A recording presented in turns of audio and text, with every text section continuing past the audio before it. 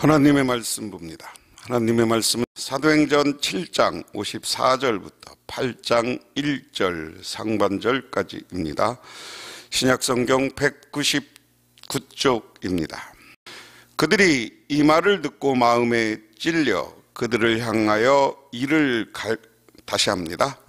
그들이 이 말을 듣고 마음에 찔려 그들을 향하여 이를 갈거늘 스데반이 성령 충만하여 하늘을 우러러 주목하여 하나님의 영광과 및 예수께서 하나님 우편에 서신 것을 보고 말하되 보라 하늘이 열리고 인자가 하나님 우편에 서신 것을 보노라 한데 그들이 큰 소리를 지르며 길을 막고 일제히 그에게 달려들어 성 밖으로 내치고 돌로 칠세 증인들이 옷을 벗어 사울이라 하는 청년의 발 앞에 두니라.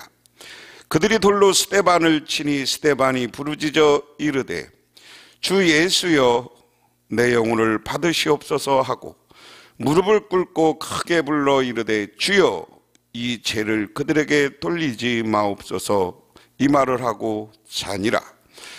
사울은 그가 죽임을 당함을 마땅히 여기더라. 사울은 그가 죽임당함을 마땅히 여기더라. 아멘.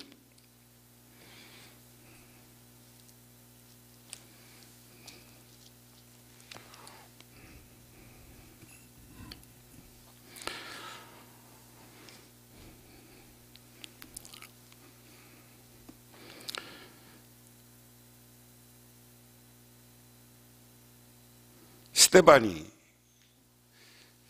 자기들을 향해서 고소하고 자기를 힐난하는 사람들을 향해서 다시 그들이 잘못되어 있고 그들이 오히려 율법을 어겼다는 것을 고소합니다. 이 고소와 함께 스데반의 연설이 새로운 국면을 맞았습니다.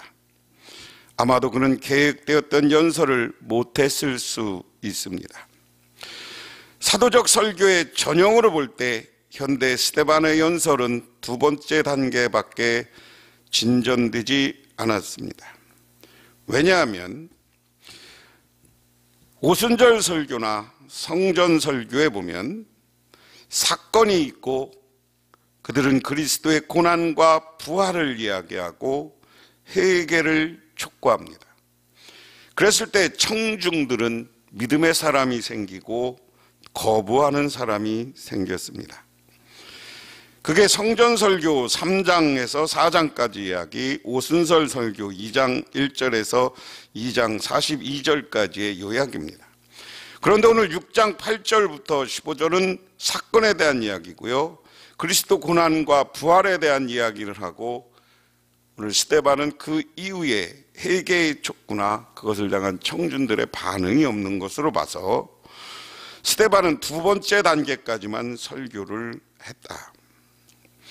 여기서 역사를 통한 변증은 막을 내리고 이것은 그대로 기독론적 대조를 통한 변증으로 이어집니다. 스데반이 유대인이 신뢰하고 있던 율법과 성전에 대한 의적 권위를 공격하자 그의 청중 사이에서 지금까지 다른 반응이 일어납니다. 그래서 스데반은 연설을 중단할 수밖에 없습니다. 왜냐하면 그 중간에 그를 기소했던 자들이 이를 갈며 적의를 드러냈기 때문이다.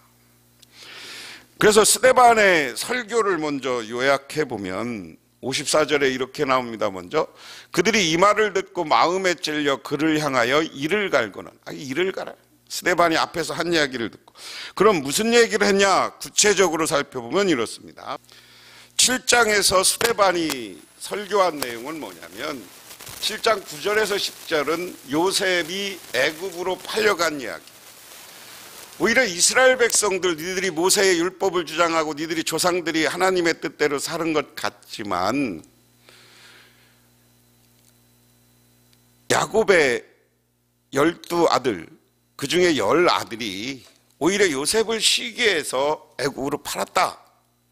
이것은 무슨 얘기를 하는 거냐? 니들이 하나님의 뜻을 거역한 것이다. 하나님의 사랑받고 아버지의 사랑받던 요셉을 파는 것, 쭉 7장 앞부분 이야기하는 스데반이 이스라엘 역사를 들어서 오히려 지금 모세를 신성시하고 성전을 신성시하는 사람들을 향해서 니들 원래 이게 잘못된 거, 이 성전에 하나님이 있는 것이 아니라 하나님은 저 하늘에 계시다.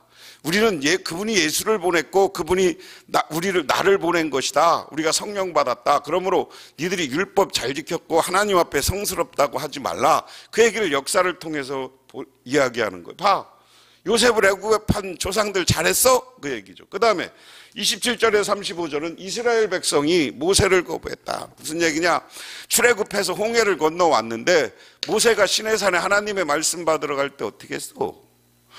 금송아지 만들어 놓고 니들끼리 춤추고 놀고 거기다 절했잖아. 이게 하나님 잘 섬긴 거야?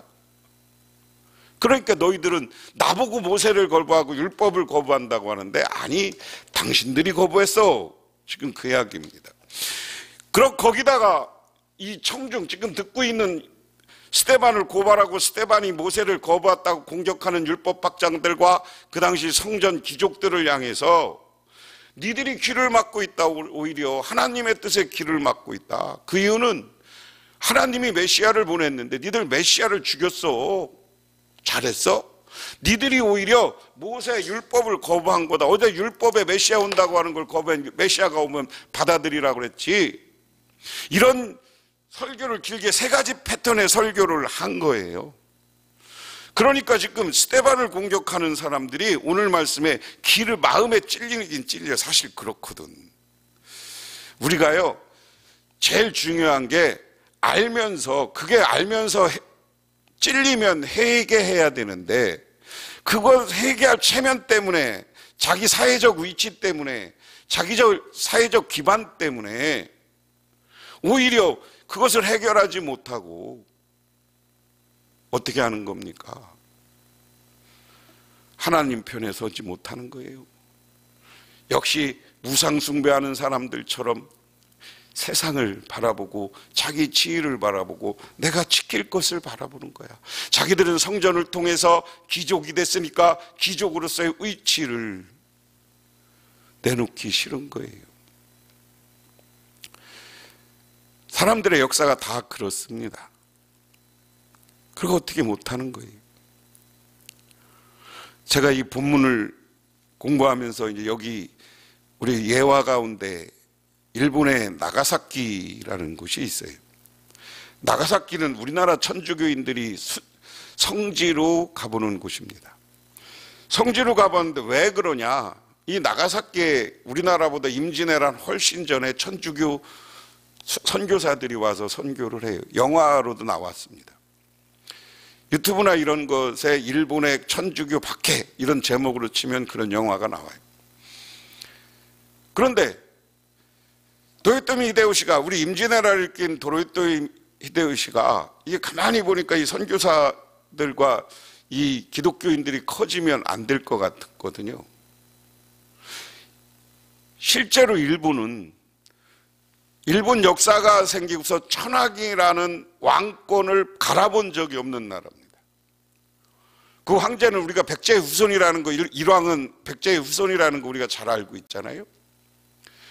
백제가 망하고 백제의 후손 중에 한 명이 가서 나라에서 나를 세고 그 사람이 왕이 된 후부터 지금까지 거의 1000년을 넘게, 1500년을 넘게 일본은 왕의 가문은 안 건드려. 누가 바뀌어요?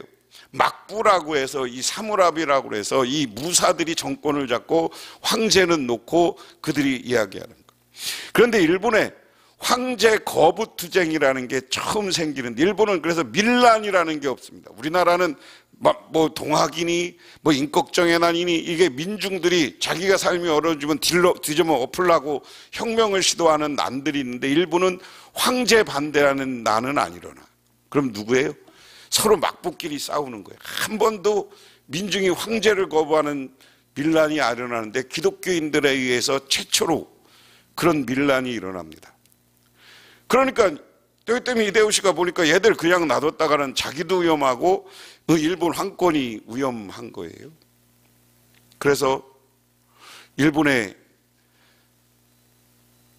기독교인들을 다 잡아서 나가사키 가서 죽여요. 막 그 장면 영화에 보면 뜨거운 물을 붓기도 하고 막 붓기도 해요. 근데 이제 거기서 외국에서 온 선교사 하나가 예수를 거부하고 숨어들었다. 근데 그게 실질적으로는 거부했나? 아니, 여기 기독교인들을 살리고 더 기독교를 전파하기 위해서 그렇게 하고 있는 거예요. 그 제자가 와서 만나고 하는 장면에 영화가 일본 천주교 박해를 대상으로 한 영화가 있습니다. 그래서 전부 나가사키에서 잡아다가 나가사키 온천이 나오는데 거기에 뜨거운 물을 막 붓고 빨리 십자가를 주면서 여기다 침 뱉어라, 밟아라 막 이러면서 박해하고 죽여요. 그래서 우리나라 천주교인들이 나가사키를 성지순례라고 방문해. 보세요. 황제가 절대적인 줄 알았는데 기독교인들이 들어오니까 아니야. 이게 핍박하는 건 문제가 있어. 그러고서 들고 일어나는 게 처음으로 기독교인들이 했던 일본의 밀란이다. 그래서 순교당했다. 오늘 이것처럼 근데 왜? 여기도 이유는 얘들을 남겨두면 자기 정권의 위협을 받겠다. 우리나라도 천주교인이 대대적인 박해를 받는 이유가 흥선대원군 이전에 받기 시작하죠. 우리나라도 기득권 세력 양반들이 서학이라고 해서 천주교에 우리나라 사람들이 빠지면 여기는 양반 상놈 남녀 차별을 없애자고 하니까 이거 서학이라고 해서 순교하는 거예요. 죽이는 거예요. 박해하고 죽이는 거예요. 그래서 이런 역사가 시작된다. 오늘 여기서도 똑같은 이야기입니다. 스데반이야, 니들이 예수를 몰라봤으니까 니들이 하나님의 뜻을 거역한 거야. 그렇게 설교를 하니까 귀를 막고 이를 갈았다. 오늘 여기가 중요한 거고,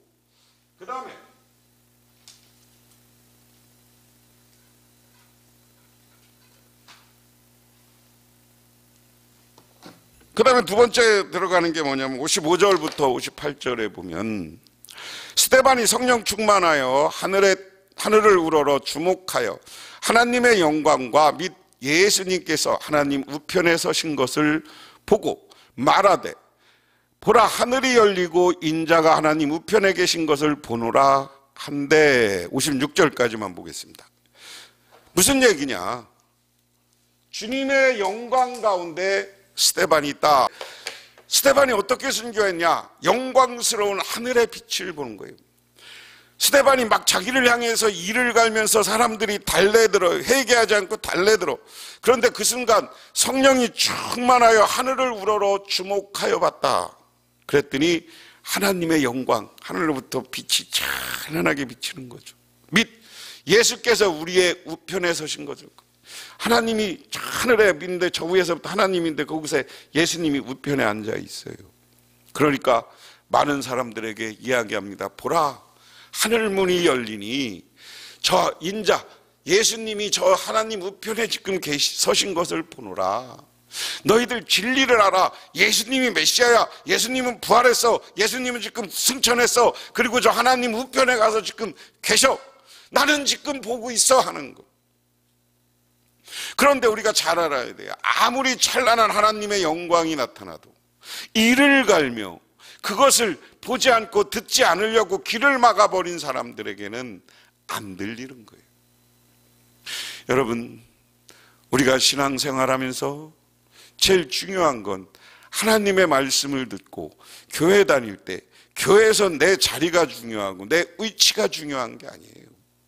하나님의 말씀, 성경 말씀을 들으면 우리는 하나님 앞에 마음이 찔리면 회개하고 용서를 구해야 되는 거예요.